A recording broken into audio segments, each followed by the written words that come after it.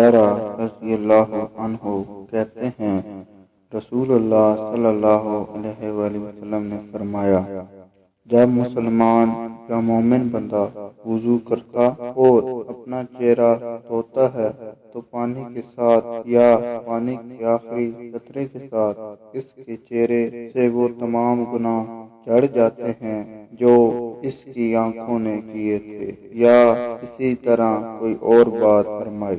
پھر جب وہ اپنے ہاتھوں کو دھوتا ہے تو پانی کے ساتھ یا پانی کے آخری قطرے کے ساتھ وہ تمام گناہ جھڑ جاتے ہیں جو اس کے ہاتھوں سے ہوئے ہیں، یہاں تک کہ وہ گناہوں سے پاک و صاف ہو کر نکلتا ہے۔ جامع ترمذی حدیث نمبر 2۔